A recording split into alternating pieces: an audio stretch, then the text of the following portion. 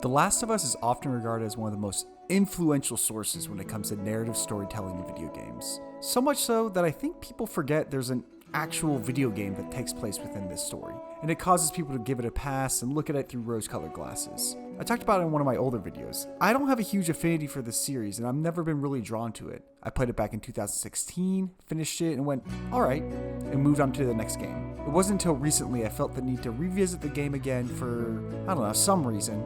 Now, 7 years later, I'm playing The Last of Us Part 1 for the second time in my life. And you'd be surprised how much of a different perspective you can have half a decade later.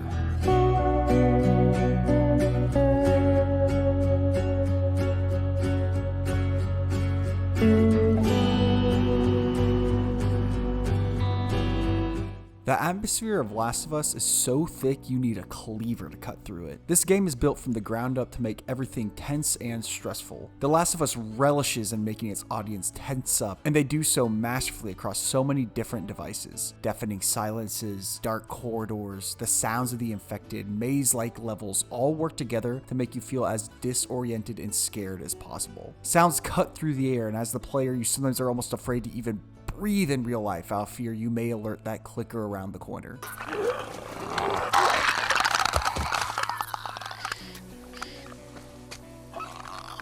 The sound design of the game is insanely complementary to what makes this game work. Every second of this game is used for build-up. The second you start feeling safe, that's when you're going to get knocked flat on your ass. You can tell Naughty Dog is having a lot of fun with you as a player, making you always look over your shoulder and second guess if you are really safe, which you often aren't. They prioritize immersion over everything, and that really shows up with the incredible attention to detail that Part 1 throws at you. The way Joel interacts with cover or water, the human tics of touching your face when you sweat, touching the back of your neck during an awkward interaction. The way Sarah, who just woke up, is kind of slinking around when you have her walk. The takedown animations are so brutal and almost make you cringe, but it's a great way to show off the sad reality of what the world has become. This game may be done from a third-person perspective, but you still feel like you are in the shoes of your character. A little side note, I love the animations when you tinker with guns. I'm not sure if shoving a screwdriver in a magazine really extends the capacity, but it is very satisfying to look at. Speaking of human tics, facial animations and acting is perfect. You want to explain this?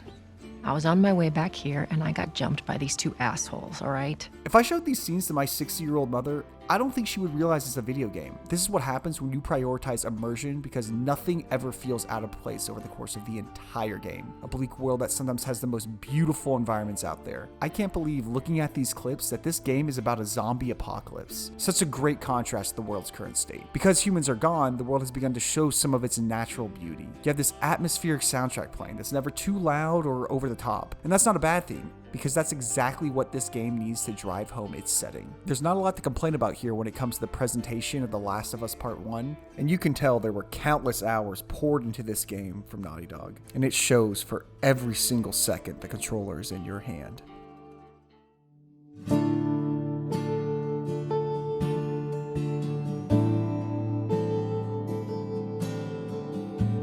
When I was writing this review, I was dangerously close to combining the presentation and gameplay section, because I feel like those things feed off each other so well. You can't talk about gameplay without mentioning the feeling of dread and high intensity of each encounter. But ultimately I decided to keep them separate because I think there are a lot of parts of The Last of Us that stumble due to its gameplay loop. I think the biggest issue with The Last of Us's gameplay is that it starts to get really tired after a bit. You sneak around, knock out 3 dudes, accidentally alert one, then sprint around in circles until they give up, or pull out a gun and stand your ground. On top of this, the AI in this game can be very hit and miss. There are some times when the enemies will check every corner, watch each other's backs to make sure you can't sneak up on them, but on the opposite side of the coin, they're sometimes just blind and deaf, especially when you're choking out their boy 6 feet away from them. It's not to say this isn't fun or exciting, but after hour 8, you pretty much know exactly what you're getting into. The thing that does help keep it fresh is the map design. You drop down essentially into an arena, and you're forced to solve the puzzle that is this combat situation. As you're running around through the awesome handcrafted set pieces, you never know if the turn you're going to make is going to be the dead end, and that's going to be it. But The Last of Us's meticulous level design tries its best to make sure you aren't backed into a corner. They always give you an option to slip away. Level design as a whole is very intuitive. When you're killing off bad guys, you can afford to get a little creative here and there with nail bombs, Molotov, melee weapons, and a couple of different guns. But if you find a method that works for you, then you're probably just going to stick to it. The thing that prevents these encounters from overstaying their welcome is the thing we just talked about. about, atmosphere. You have these encounters all over the place. Old schools, sewer settlements, broken down neighborhoods, hotels, city streets, in the heart of a snowstorm. This is what made me never grow tired of The Last of Us's gameplay, and would get me excited to see what post-apocalyptic set piece I'm getting thrown into next. The setting and environment were so well crafted that I would almost dread the gameplay sections of the game. I would take my time to have a little bit of peace and quiet when I could. This feels pretty intentional. You just escape the sewer. Okay, here's some old, worn down houses for you to just slowly walk through and pick up supplies.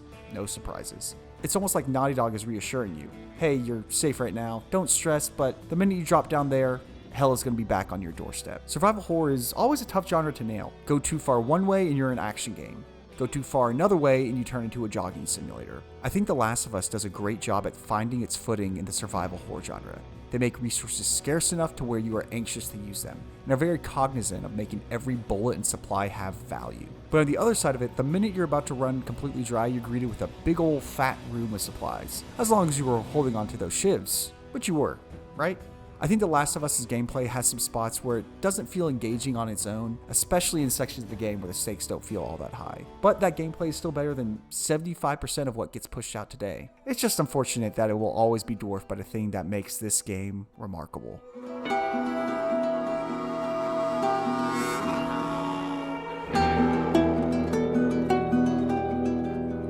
Narrative can be really hard to nail in video games. You sometimes run into spots where the stakes of the narrative just don't jive with the gameplay. Urgency and emotion are often tough to convey because after all, you are playing a video game. Well, The Last of Us is one of the few exceptions.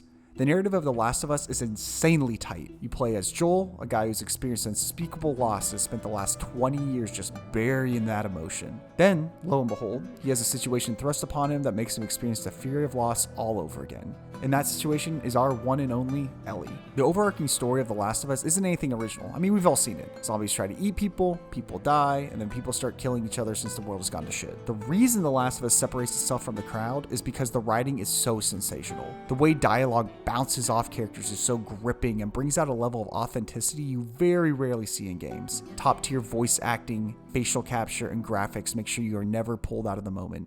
Everyone I have cared for has either died or left me. Everyone fucking except for you.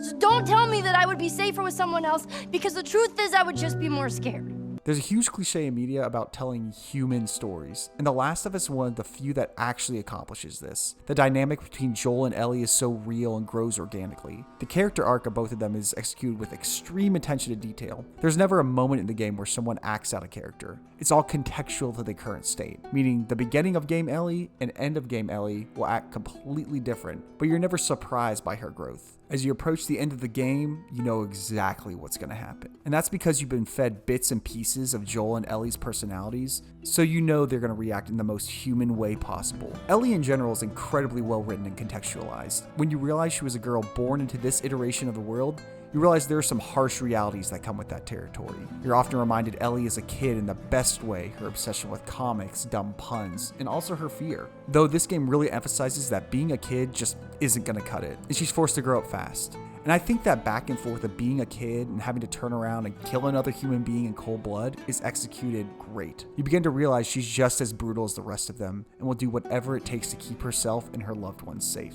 She's almost built for this world. She's not scared of infected or raiders, she's scared of much more personal things like being alone or fearing loss. And this is what makes her and Joel such a perfect match. She's trying to find someone to latch onto, and Joel is taking every step possible to avoid that. With each passing minute of the game, these two develop such a great dynamic that slowly allows each of them to open up more and more and more. And it's done at a perfect pace. I love from the beginning, it's clear that you aren't the good guys in this world. Honestly, there aren't good guys. They're just survivors. And that's what makes Joel and Ellie so compelling as characters. They will do whatever is necessary to survive. Overall, the linear style of The Last of Us's narrative complements it so well. This story could never be told in an open world or semi-open world game. It's all about the slow burn. The world building is phenomenal. Notes and books, all left behind behind to give you a quick window into the past. Because after all, this game isn't about a zombie apocalypse. It's a game about Joel and Ellie. I like how you kind of cross paths with other people and factions along the way, and this 10-hour game almost feels like an anthology TV series, so it's not surprising that it adapts to the silver screen so well. The storyline is an absolute roller coaster. I talked about this earlier, but the way this game makes you feel safe and then just pulls the rug out from under you is awesome.